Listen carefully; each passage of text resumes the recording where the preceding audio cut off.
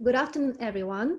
Thank you very much for joining us to the Mayfair Investment Club E-Series Talk, the 8th edition. It is Friday, the 19th of June, 1 p.m. London time. My name is Tatiana Doronina, and I will be moderating today's webinar. Our keynote speaker is Paul Epping. He's a serial entrepreneur, co-founder and chairman, XponentialEQ, and futurist. He has a background in psychology, philosophy, informational technology, and worked as a clinician. Former CEO of several hospitals in the Netherlands, double alumnus of the Singularity University, global keynote speaker about the impact of the exponential technologies on industries, governments, and societies. My co-host is Samir Ceric, founder and executive chairman of the Mayfair Investment Club. So the first 10-12 minutes, Paul will tell us a little bit about his background, and he will give us the brief statement about his own experience related to the topic. And then Samir will ask several questions according to his own background. Then in 30 minutes, we will open the stage for public. So each of you can ask any questions, and we encourage you to actually participate, as we want to engage more with the audience. The webinar will be recorded and published on the Mayfair Investment Club YouTube channel.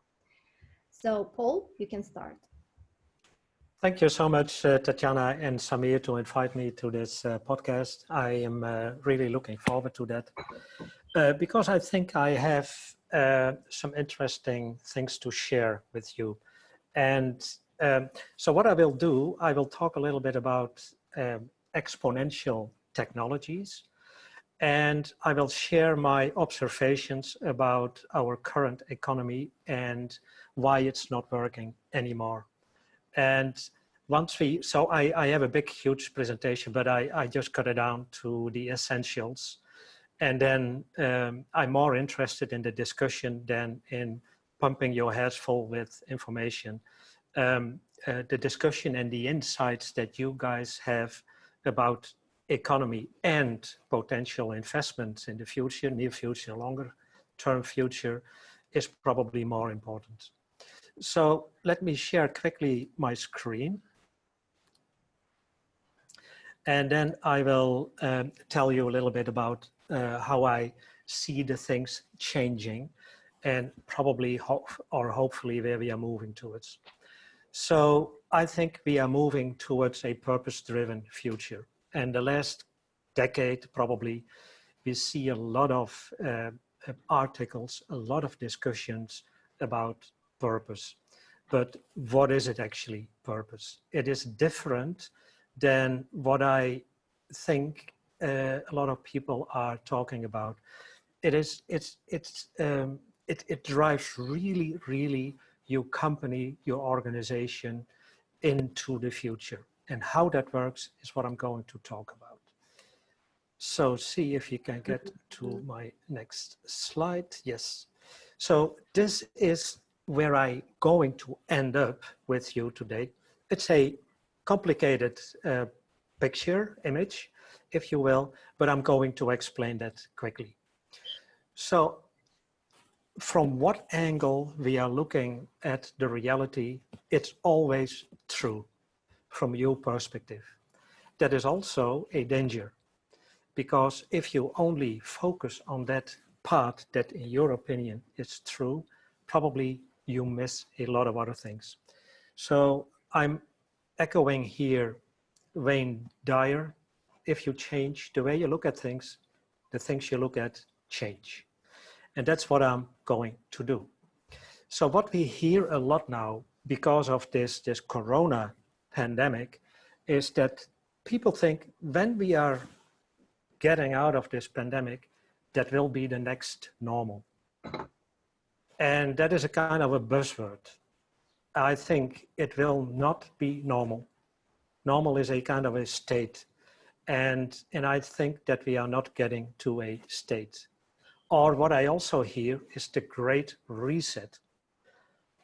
I don't understand that, because the world ahead is different than the world in the past. And if you reset something, think about your computer, you go to what it was.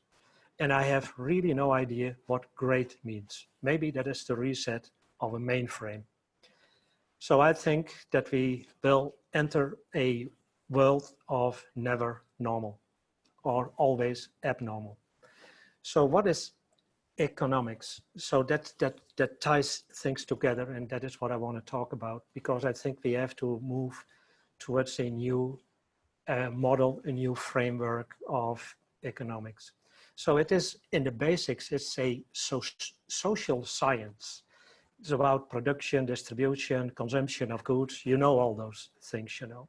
And it studies how people behave and what kind of choices they are making and how they want to satisfy their needs. And that is on individual level, on country level, and on macroeconomics level. And what is interesting is that this science is trying to determine how these groups should organize and coordinate efforts for maximum output. That's economics. So let's unravel that a little bit. It led to that maximum output for a very few people in the world. Wealthy people created these kind of wealthy things, wealth creation. But at the same time, we also see another effect. And you all know that. But it is always good to go back to these kind of inequalities that we see. It is too ridiculous that we are overproducing milk or butter or whatever kind of stuff, and we just destroy it instead of doing something different with it.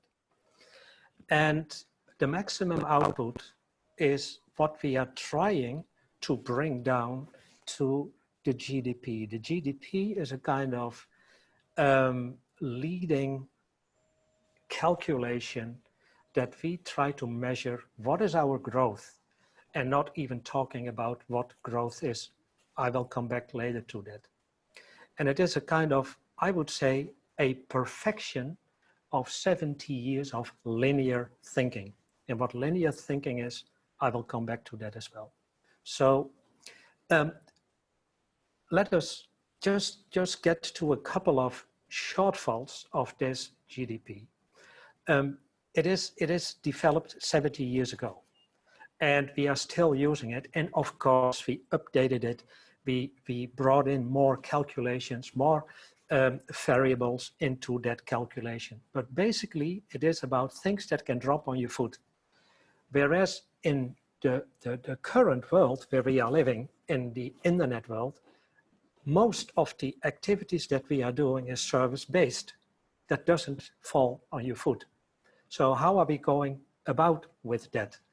And the effect of all those services by the internet, the internet supported activities, are deflationary per definition. I will get back to that later. And it is the GDP per capita and in average, and that excludes the inequality because it covers it. And it is always about more, more, more. I call that greed. And what about all kind of qualities that we are doing in our society? For instance, housework, homework, whatever we are doing. Or if I am, for instance, doing, I traveled a lot, and I always planned my own travels, you know, hotels, flights, cars, whatever, you know. Nobody was in between there. But that doesn't reflect in the GDP. What reflects in the GDP is that we lose jobs because of that. So that is very negative. So I call it as that it evolved like a obsessive compulsive disorder. If you don't meet the prediction of the GDP, we have a problem. Then, Houston, we have a problem. But this is what we actually see. That is the prediction. And here it starts to begin really, really interesting, because a lot of people around the world are predicting this growth. And especially the growth in that, let's say, the years between 2020, 2022, if you will, up to 2036. And I will show you that this is completely not right, because there is another phenomenon going on that this will completely influence, and that is not calculated in what we see here. This is completely linear thinking. And well, this dip is what we see today, and I think it will take a lot of years before we get out of this one, if we follow this GDP prediction. And we ring fence this. This is untouchable. This is what we are going to do. A lot of economists around the world came up with this idea, and that is untouchable. Well, it is a little bit different. The world is a little bit more complicated than what we just see in the GDP. This is a very small sliver of what the reality is around the world and how we are working on around the world that is not part of this GDP. I give you a little example. What we are doing is producing, producing, and producing. At the same time, we are polluting, we are eroding, we are whatever doing with the world that is not really qualitative. But what we are doing is now also is that we include in the GDP activities to counterattack the pollution. So this is interesting. So on one hand, we produce it, and on the other hand, we produce counterattacks to mitigate that. And that is also part of the GDP. So what are we measuring? Guys, be critical here. And what we see here, first the GDP, when we developed it, people were maniac. Wow, this is good. Now we can measure growth. And then we got all addicted to that. But now we reached a stage that it is toxic. And toxic that everything that we hear today about the depression, because we are moving into a depression, according to the GDP, 50% decline in the UK, for instance. How are we going about with that? How do we going back to that line, the holy linear development? The other side of the GDP is an uncomfortable truth that I mentioned it. It is about despair, because everybody is afraid now. What do we have to do? Oh, I'm in fear. Oh, we don't know how we get out of this crisis. You know, it is a crisis. Help me, help me, help me. And what we are doing is pumping, really pumping the economy full with money, distressed debt. That's what we are doing. And it will be pumped in companies to keep them afloat. But who is going to pay that in the end? And we do that because we are very afraid of unemployment, because that is one of the variables of the GDP. Saving the world by the GDP, I think that is really debatable. And it trickles down to companies. And companies are working still, big companies, from a command and control paradigm. And it's only focusing on output, and input is hardly there. And the world is changing, really changing. What we are doing in the world at the moment, up to now, and I think if we are not changing it, it will continue as it was. It's based on greed. We are eroding our planet big time. And what we also see is that we are moving at the same time into a digital world. But also the digital world, we have to be careful with what is happening there. But how are we going to fix this? Is there anything that we can do? Well, let me talk you through an analogy. So if you are sick as a person, you are trying to get cure. You go to a doctor, you get a diagnosis, and a doctor tells you, this is what we can do, medication or surgery or something else, you know. but you want to be better. It's your body. And in the end, with all the money that you have, health is the most important factor. So if you have something, you want to get that you want to get that better. But here is this planet, and we as people, sick or healthy, are living on that planet, but that planet is ill. So who is going to cure that planet? And that is the only thing that we have. We have not multiple planets where we can jump to continue our life. And this is actually why we are so, let's say, underestimating the power that is around us. This is a picture taken by the Voyager 5 billion kilometers away from the Earth, turned around, made a picture, and this is who we are. That little spot, that little dot in the middle, and we are acting as if we own universe. We are nothing. And that is what we don't understand. And we are acting as if we are all, and if we are everything. And this is actually what is happening. So that analogy with our Earth is a really cancerous lung. On the left hand, you see cancerous lung. And what are we going to do to cure it? We prescribe smoke more because that is good for you, because that is good for the economy, and the economy will recover if we pump more in our economy. And because the chimneys have to smoke, etc. That is really what is happening. And are we calling that the Great Reset? Probably. But guys, what got you here won't get you there. This is Marshall Goldsmith, and I'm using him a lot because this is essentially what is happening. We have to change. We really have to change. And it is not a little bit of a change, it is a dramatic transformation. If we don't do that, we won't survive soon. And I will make it really, really concrete now, we only have 20 years to do that.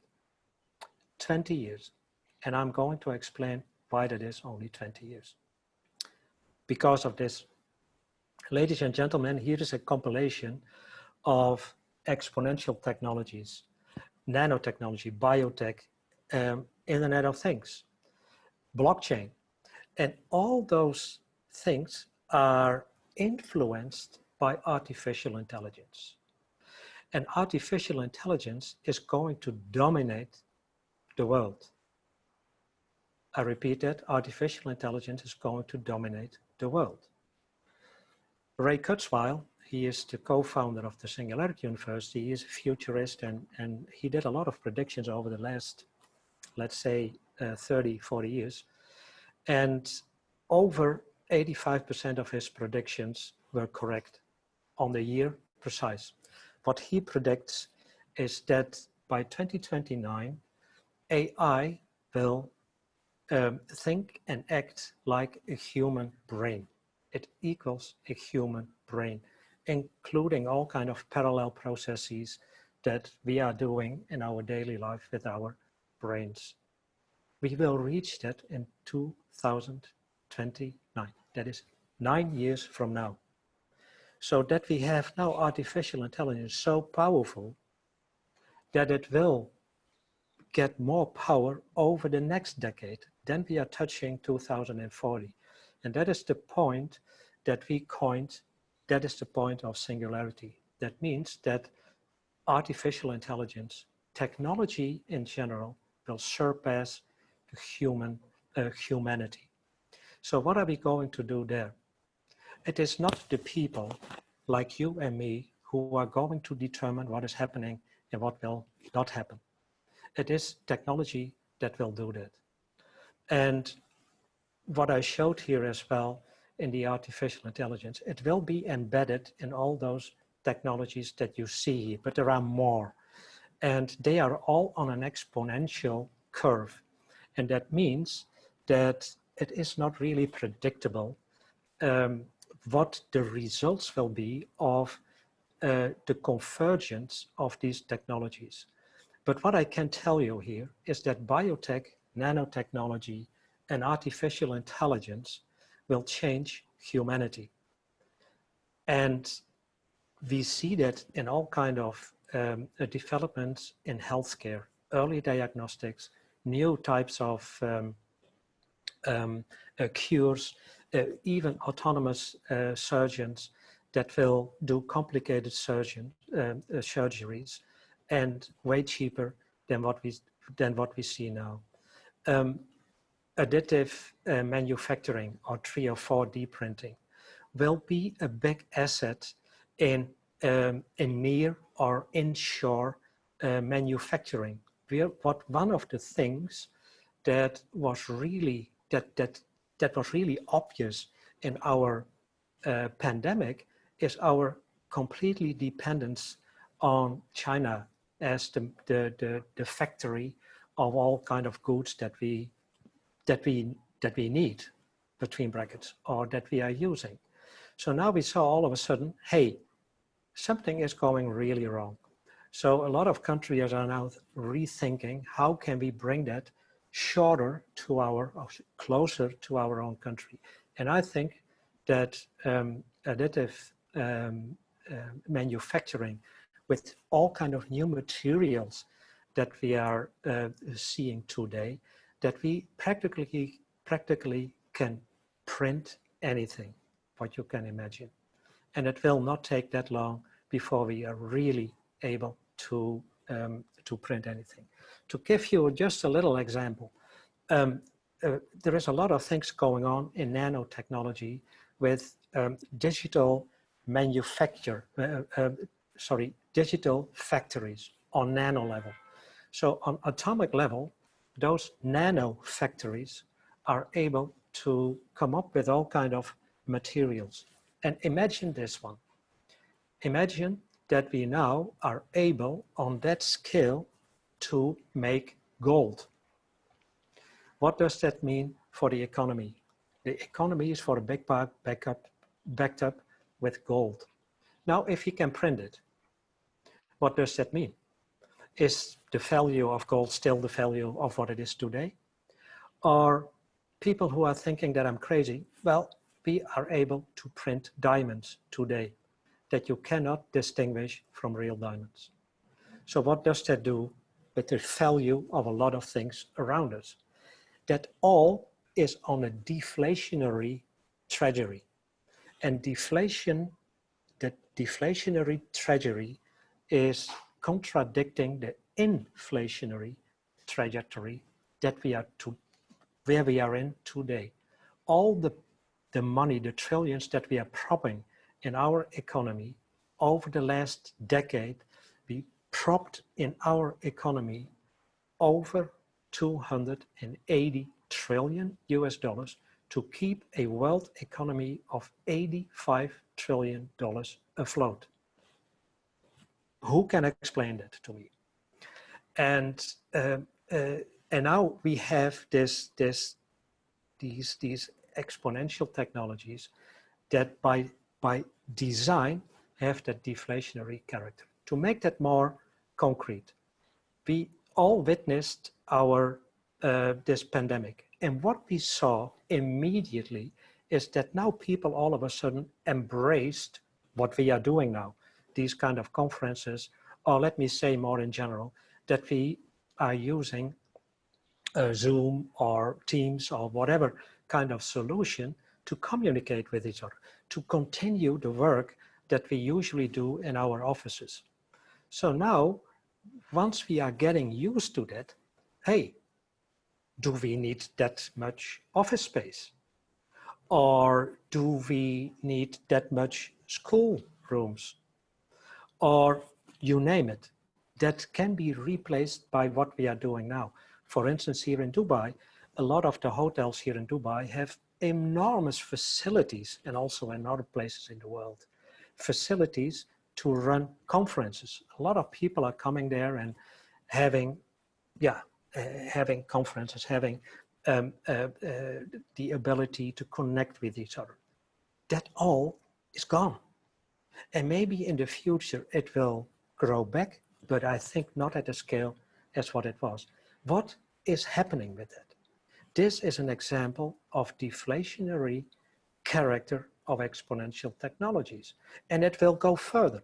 Once we are really introducing VR, AR, or extended reality in general, including holograms, then the reality is, or the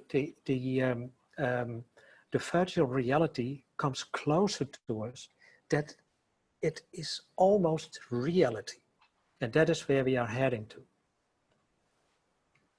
And not to mention, in the deflationary character of that, all the travel that we are not needing anymore. So how do we get from that greedy, let's say, behavior to that, let's say, more balanced world that we have, where we hopefully are moving to, from linear to exponential? So to make the difference clear, in 5 minutes I will stop, then I'm almost talking half an hour. For instance, if we are walking, that is the example that we are using, usually using, if we are walking 30 steps, you can predict where you are at 5, 10, 15 meters, etc. You can predict that, and you know how far that is, and it is 1, 2, 3, 4, 5, 6, etc. If you do that in the exponential world, then it becomes 1, 2, 4, 8, 16, etc. When we are at step 30, we are 26 times around the world. That is the difference. That is how exponential technologies are flooding our society in services or in goods. An example is, of course, our smartphones. Unthinkable 15 years back. But also that we have to change the degenerative by nature activities that we are doing now to regenerative by design. And hopefully we can do that. And it is not money first, but it is purpose first. What is the purpose? What is the purpose of your company? Where do you want to go to? And it is not that you have a good a charity in the end of the year that you are paying, let's say, $100,000 for a charity, you know. That has nothing to do with purpose. The purpose is, how are we going to change this world to be a better planet to live? How are we working on those SDGs that Tanya mentioned in the beginning? How are we contributing to that? And analyze your own organization by doing that. And in the end, hopefully, we can mitigate the effects of climate change. And all the companies that we are working with, so one of the core activities that we are doing is exponential transformation. We are helping companies to get into that direction. And Tanya was mentioning in our prep talk that she is working for a construction company. Well, one of the big construction companies here in Dubai is where we did that exponential transformation by doing a 10-week sprint, and that company is completely turning around, which is fascinating to see that. Anyway, but we always have to take care of this, the immune system of all kind of layers in our society are kicking in immediately if you want to change. And I call that immune responses. We do that for a reason. We keep it as we are used to it, because you see, the economy brought us wealth. The poverty is almost finished. Well, probably, but not entirely at all. It is just how you look at it. Or, hey, we cannot do that. We have contracts. That's illegal. Just stop that nonsense. We cannot do that. Or, who is going to pay for that? And how are we going to make money?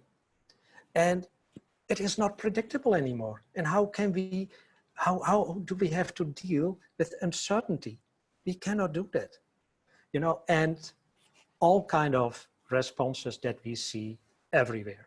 And to put things in perspective, that little COVID thing, 19 there in the beginning, that little wave is a little wave. If we if we really working together in the world to conquer this virus, and not with 21 different pharmaceutical companies all working on finding a vaccine, what if they would collaborate? But because of the way how we developed our economies by competition, the first who finds that vaccine, the holy vaccine, will be the leader in the world in the pharmaceutical industry. I think this is not the right concept. Firstly, the vaccine will not cure. The vaccine will not protect you. The vaccine will mitigate it. Like a flu shot that we get today will not protect you. Moreover, this virus has a very, very nasty property, and that is that it mutates quickly. So what are we protecting? But the recession that we are talking about is a bigger wave. And then the exponential technologies that we are completely blindsided for is going to take over a lot. Just what I was talking about the artificial intelligence and the effects of that will change our world, but we don't see that coming. We usually talking about awake sessions with companies, and companies are in shock after we do an insight in what the effects are of exponential technologies. And then in the end, climate change.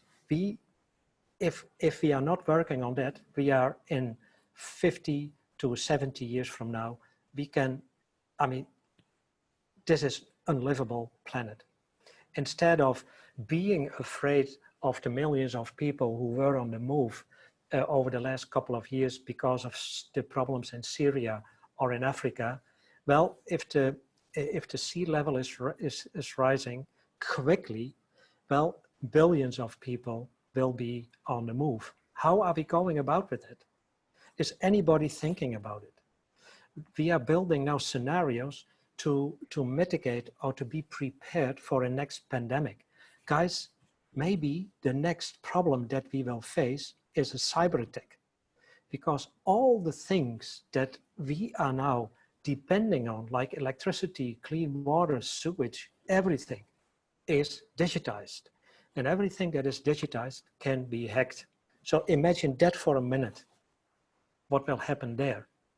Maybe that is a way bigger impact than the pandemic that we see now. Not that I'm mitigating this. This is serious stuff that we are dealing with now. But we are blindsided. There is way more we have to work on. And that is what we are trying to help companies to understand, to change their course of thinking, to be more resilient, to be more diverse, to contribute to things that are meaningful in our lives. And we cannot solve the problems with the same thinking that we created it. And here, guys, here is what I came up with, the new framework, and that is my last slide, and then we go to the question and answers. So one of the pillars is a social approach. The social approach that is brilliantly, I think, developed by Kate Rovert. That is the donut model. And on the other hand is the abundance and deflation model. That is the effect of exponential technologies. In the end, exponential technologies will reach a stage of democratization, means that it is available for everybody on this planet for very little money or for free. Who of you is paying for information? No, you Google it. The only thing that you are paying it with is your identity, but probably you don't care about it. But that is a different story. And then how are we going to control? How are we going to bring that collective intelligence in that new paradigm? That is what we are, that is where we have to work on. And one of the things is a permanent education on corporate level, but also in education, in our education system. That is what we have to do. And things like conscious capitalism are in that bucket there. There should be a balance between the social foundation and that technology, those two things. And we have on the top, you see a left and a right brain. The right brain is the creativity, the left brain is more the rationality. And on the side of the left brain, we have to bring in the responsibility of what we are doing with technology. Because if it is true that we will reach general artificial intelligence so that is comparable with how we are thinking as human beings by the end of this decade, who is going to control that? Who is owning that? Who is feeding those artifacts with data? And are those data correct? Are they not biased? So that is probably the most important question that we have to answer. On the other hand, more the creativity is how do we bring back diversity in our society? And not only biological diversity, but diversity in life in general. That is where we have to move towards. And then it is not only about quantity, how many products are we producing and how many products can we throw in the market. No, it's also about the quality. Yeah. What is the value of the things that we are bringing to the market? And think about it. The things that you are carrying around or that you are having, what is the value of that? And then you see there the IMTP that I coined IMTP as the inclusive, massive, transformative purpose. The future, the purpose-driven future, if you will. And that is the DNA of the whole system. But nothing of this will work if there is no trust. So trust is the cornerstone of the new model. If we can have all kind of interesting solutions, services, systems, but if you don't trust it in the financial world, we can build financial transactions, or we can trust our money in systems. But if we don't trust it, we are not going to use it. So how do you build in trust? That is really, really the most important question that we have to answer. The currency of the future is trust.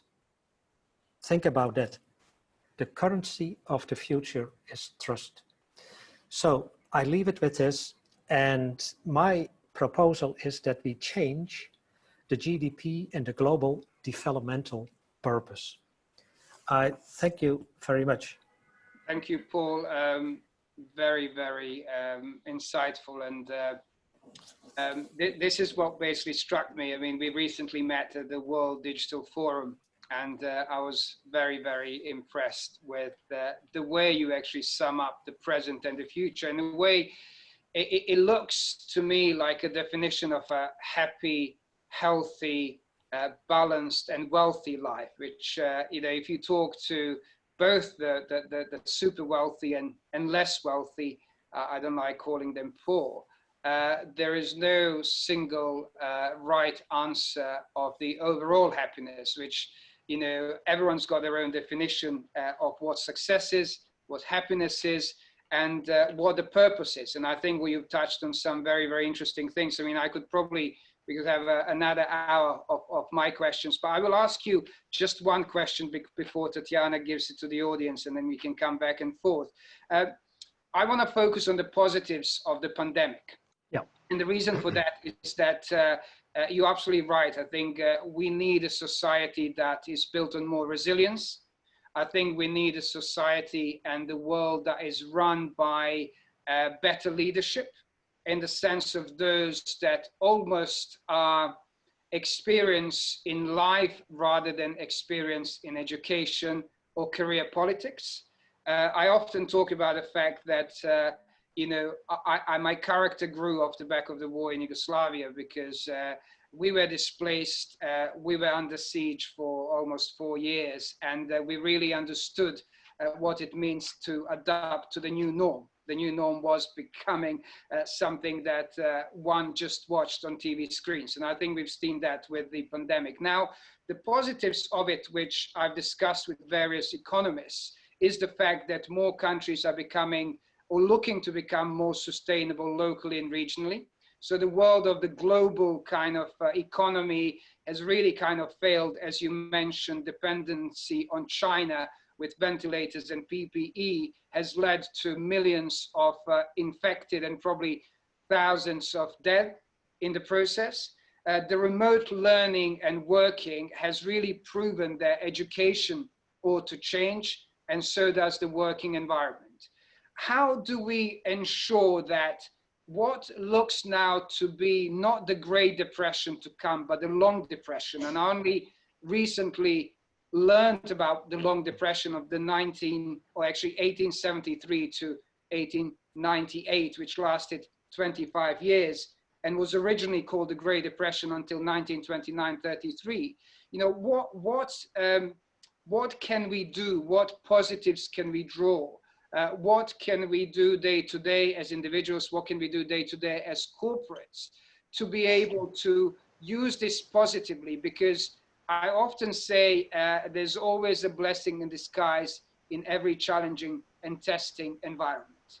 And I'd like to believe that this is a test. It's a bit of a wake-up call. I'm not very optimistic that the human race will really use this as positively as it can to change the mindset. But I'm optimistic that a certain percentage of the population will. So I'd love to get your perspective on that, and Tatiana then can start asking questions from the audience. Thank you, Samir. I think very valid comments. Let me answer the question in a couple of layers. And the first layer, positive. All the layers are positive, what I'm going to talk about. The first layer is you as an individual walking around this world, this planet. I think what you can do is boost your own immune system by doing 3 simple things. One is exercising, the other one is healthy food, and where possible, please skip meat and those kind of things. It can be replaced. And thirdly, that is sleep. Sleep is an underestimated factor in our immune system. If you have a good sleep, then your immune system will be stronger. And by combining these 3 things, bring them in balance, you boost your own immune system. The second thing is resilience of companies. Companies have to be aware of what they are doing now, and what they are doing now, in what way does that contribute to our planet? The goods that, the products that companies are building, what actually does that do to our economy? But also, you have to be honest to yourself, what are the side effects of that, right? I can, for instance, and also in the digital world, you know, I can embrace Facebook. But at the same time, Facebook is misusing my identity. And misusing is always counterattacked by the fact that I sign consent, but I have no idea actually who is doing what with my information, with my identity. So, but it is a good thing that it is there because it connects us around the world, no matter where you are. But companies, go back to companies or corporates, have to understand on a higher level what exponential technologies can do for them. If you embrace them, if you are able to unlock that abundant world around us, for instance, by using the data that are available or using staff on demand, you don't need to hire all kind of people. There are a bunch of people out there smarter than who are working in your own company, and you can use them, usually for very little money or even for free, because a lot of people out there do have fun in solving your problem. Moreover, I think that the world will change way more in individuals who are working for companies wherever they are in the world. And our tax system is not prepared for that. That hyper-connected world now, that individuals like me are working for other companies wherever in the world, advising them, coaching them, whatever, you know, all online, and they are paying me. But how are we going to do that in terms of taxes? But it is really interesting that we have now access to the most brilliant people around the world. And imagine that we are now in 2025 have 3 billion new minds entering the internet. Think about it, 3 billion new minds entering the internet. And they don't do that in 3 or 4G speed. No, they are immediately jumping on 5G. And imagine if that is all connected to each other, what that will do for us. That is so positive, and I'm so fortunate that I'm part of that, let's say, that wave that is coming. I'm mentoring, by the way, a lot of young people, and what they are coming up with is amazing. And then on the higher level, let's say country level, I think what the pandemic showed us is that we are completely disintegrated. And if we would collaborate a little bit more, we could achieve so much more than what we are doing now. If we would pump in all the countries that are now propping their economy to save companies, if we would prop that money for, let's say, a quarter in education and in healthcare, because those two are the pillars of each and every country. Those two are the determinants of a healthy economy. Then, if we could do that, then we could probably reskill people who are now unemployed for future jobs. Not for the jobs that they did, but for the jobs that are needed in the future. But we are not thinking in that way. But the capital that is now vanishing because they are unemployed, we are fired them because there is no work for them. We can use that collective intelligence by reskilling them, by using that money instead of pumping it in companies that are going to do the same what they did last year and 2 years and 10 years ago. Fantastic. And that consciousness, that awareness is now trickling into countries to do that. And I hope we can boost that a little bit more.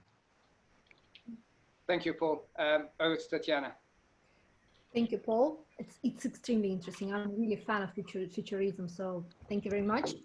So we have several questions, and we have actually 10 minutes left. If you don't mind, we can extend it for 10 more minutes. So you kind Of course. If people are like it, fine. Thank you very much. Okay, so the first question is actually the question I'm thinking of these days. It's about the tech advantages of nowadays. So in your opinion, will those tech advantages still be popular after the pandemic? I think it means that we use technology very intensive those days. And my own perception that people miss the real communication so badly, so probably the technology will be not the priority after the pandemic. But what's your opinion in this case? Yeah, it's a good question, Tatjana, and a lot of people are struggling with that. I think it will increase because the technology in itself will improve more and more and more. So imagine that we will touch upon, we are, for instance, collaborating with a company is specialized in holograms. So if you see that you are now, or that I am able to be myself next to you. So now you see me next to you in your kitchen talking to you. And that is not the social, let's say, closeness that we achieve if we are really in person together. No, it is now virtual. That adds an extra layer on what is what we are doing now. I'm working closely with a virtual academy. We call it the Academy, is for children between 12 and 16 years old, and that is completely virtual. But what the CEO figured out, they have to be together.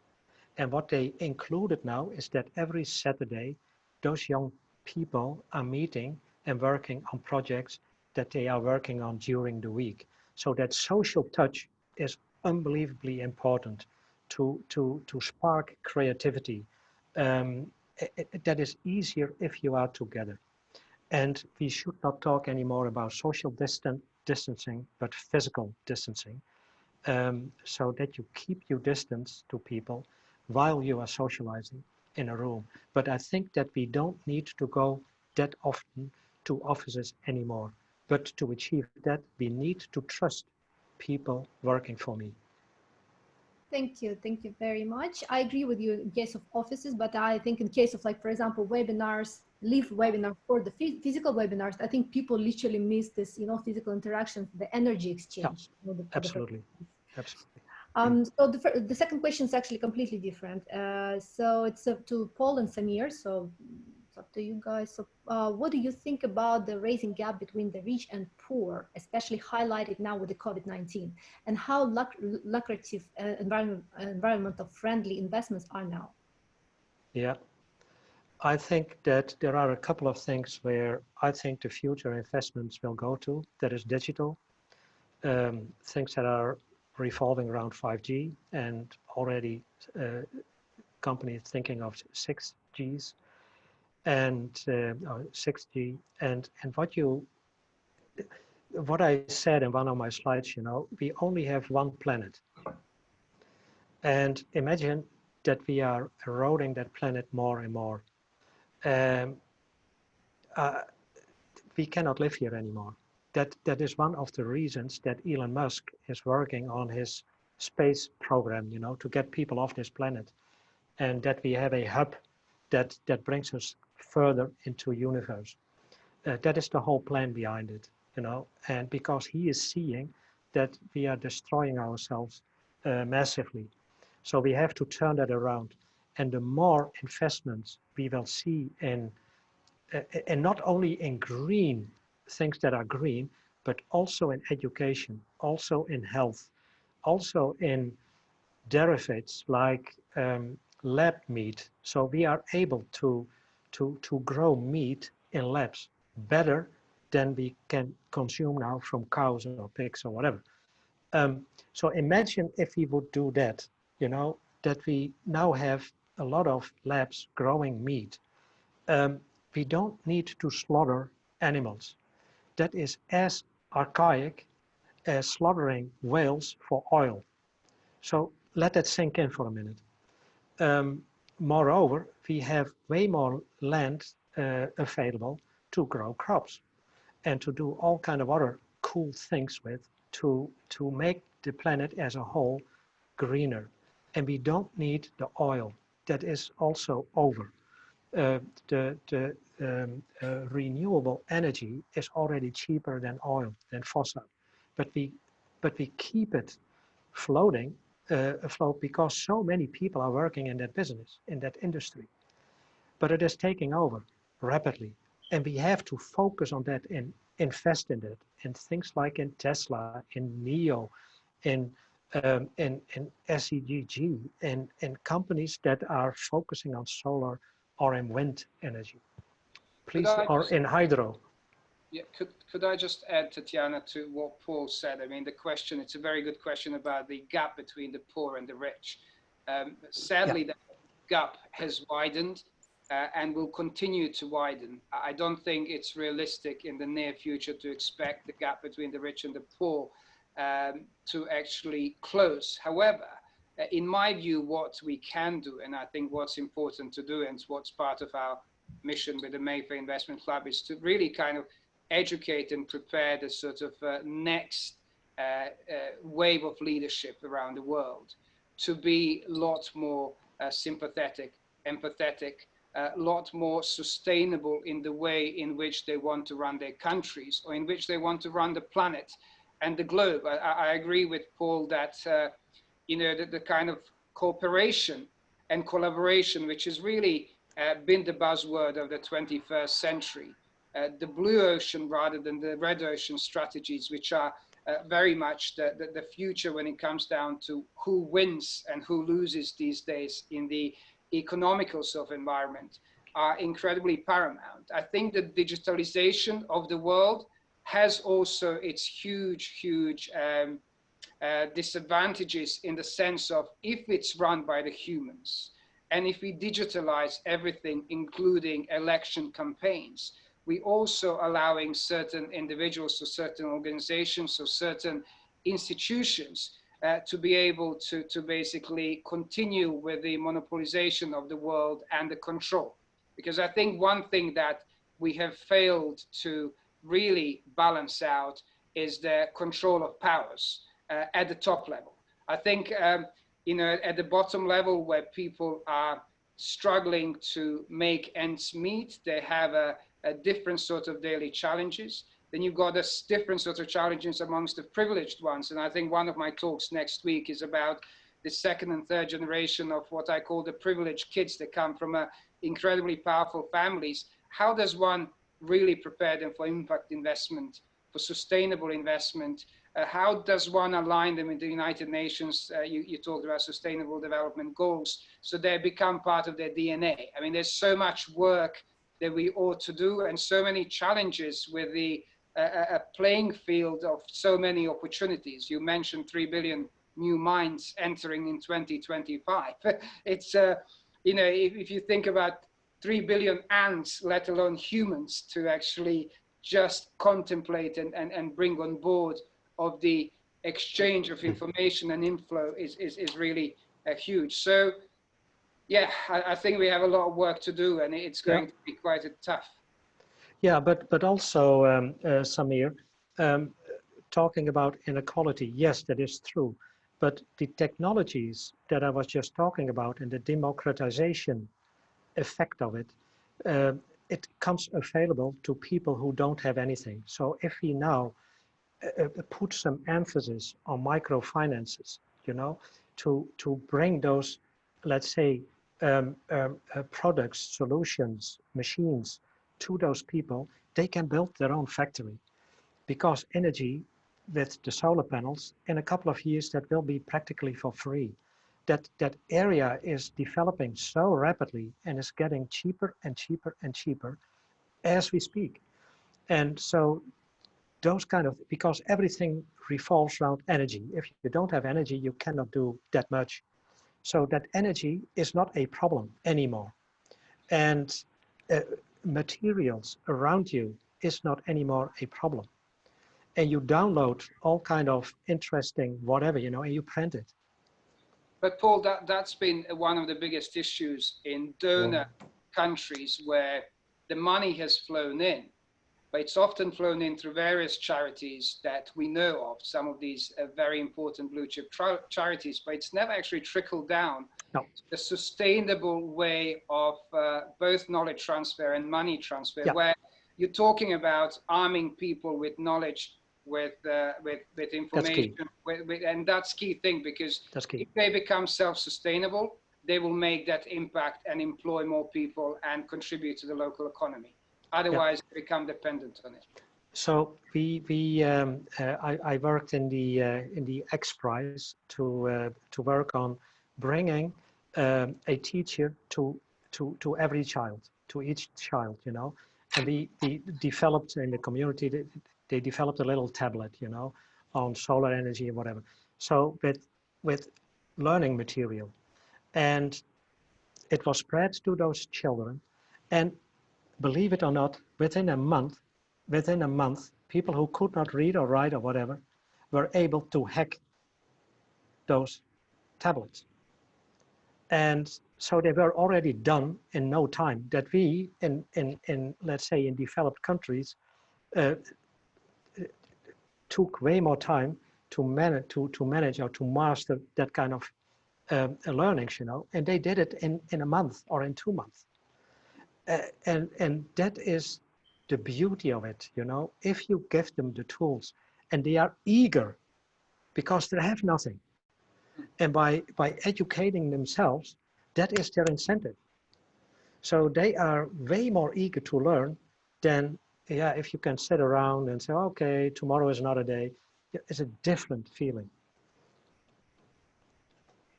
Thank you very much. And we have a last question, and I think, yeah, we have 8 minutes before we go. So it's from Andres, and he asked Paul, do you see artificial intelligence as a threat to humanity? In what way do you see artificial intelligence replacing human beings in their daily jobs? Yeah, that is a good question. It is a very tough question. And I want to answer that in a positive way. There is always a dystopian side of it. If you go to the Terminator or to the Matrix or whatever, you know, that could be effects of artificial intelligence. Firstly, we have to understand that there are different phases: artificial narrow intelligence, general intelligence, and super intelligence. We are, as we speak, at the stage of narrow intelligence. That means that we developed algorithms that are very, very good in a very narrow area. For instance, self-driving cars, or beating the best player in Go or in chess or whatever. But don't ask that algorithm to make a nice dinner. That will be a big mess, I guess.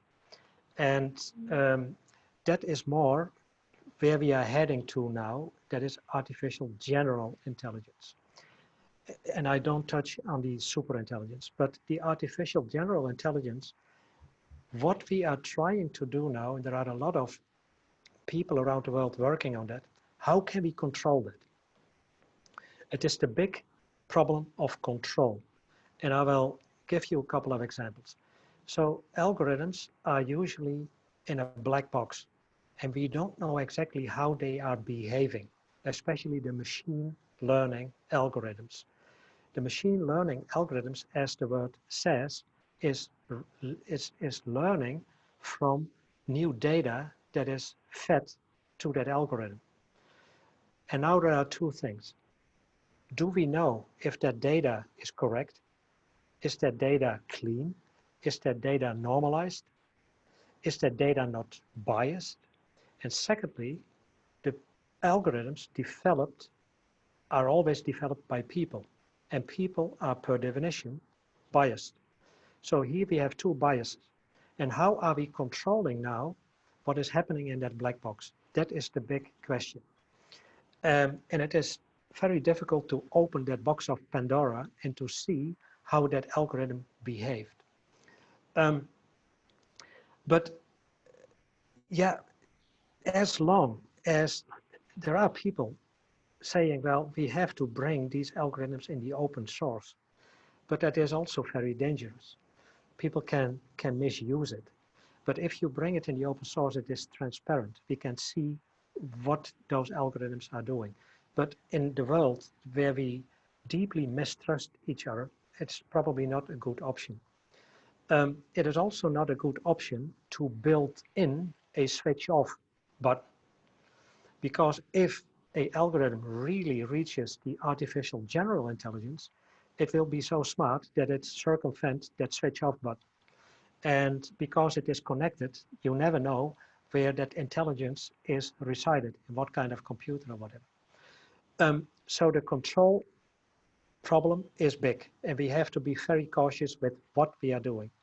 And that artificial intelligence will take over jobs is very obvious. That is already happening today. And it will also ingrain in all kind of, let's say, white collar jobs. It's not only the blue collars. It will also go into the white collar jobs. And what they are doing there exactly, I don't know. I cannot answer that. But that we have to control that there as well is obvious. And that brings us to an effect of it. What are we going to do as human beings if so many jobs will be taken over? Maybe we have to consider a universal basic income, or we have to think about maybe not working 40 hours a week, but 10 hours a week. And what are we going to do with the rest?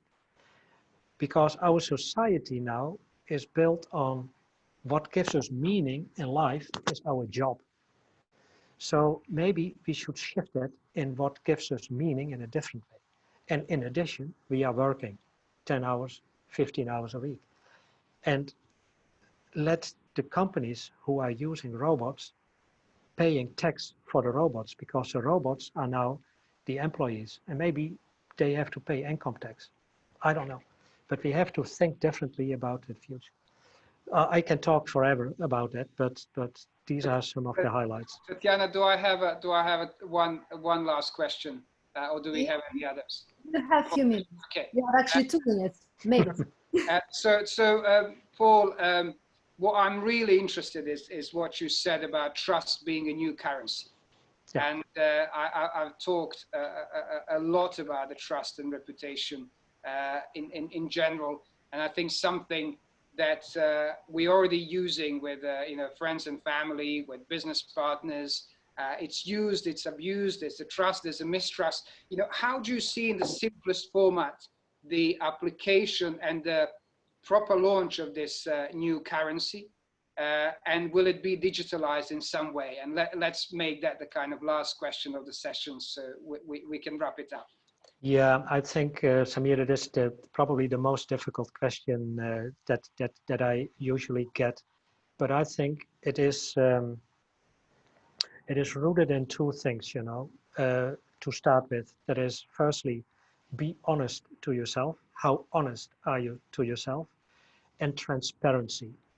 I think if you are transparent, so open maximum what you want to share, then you are starting to build trust. And I'm trying to do that myself, and I'm not good at that all the time, but in my work I try to be as transparent as I can be. People around me appreciate that, because they always because I'm transparent, they always know what is going on. And I did that in a lot of my jobs, to be as transparent as possible. And I think that those are the little things that you can do. You don't want to be treated, no, you don't want to treat another person differently than you treat yourself. And you only can do that by being transparent and honest to yourself. And Paul, what do you do in the cases? I mean, I believe in transparency and open book, whether it's a business deal, whether it's a relationship. But what does the one do when they find out that the other side isn't being an open book and transparent, but claims to be so? It kind of makes relationships almost fail at the moment you either feel that, and often it's a gut instinct rather than just evidence or proof. You just start sort of putting two and two together and realize that people aren't being as transparent as you want them to be, and you're supposed to be on the same side of the deal or the equation. I mean, how do you personally deal with situations like that? So I have a couple of examples, and that happened, and in two of the cases I walked away. I don't want to deal with that. Fine, figure it out or find someone else. That's not my nature. And what I'm usually sharing with people, there are two examples in the world, Gandhi and Nelson Mandela. Maximum transparent, and especially Gandhi, and see what happens there, what happened there. And that is what we have to live, these kind of things, and you have to start small around you in an inner circle where you trust people. You can show that. Thank you. Tatiana? Thank you very much, Samir. Thank you, Paul. Oh my God, I'm ready to listen for this like forever. You're ready to talk about it forever. I'm ready to listen for it. So thank you very much. It was amazing. And actually, I'm a big fan of Singularity University. We have one in the Ukraine already. So I've heard several speakers from them. I was always impressed dramatically. So thank you very much. So first of all, I want to wish you a lovely weekend, and thank you very much for spending more than 1 hour with us this Friday. And I just want to mention that the recording of this webinar will be available next week, Monday. Oh my God, Monday. Yeah. So thank you again. Thank you, Samir. Thank you, Paul. And see you soon. It was my pleasure. Thank you so much. Have a nice weekend. Bye-bye.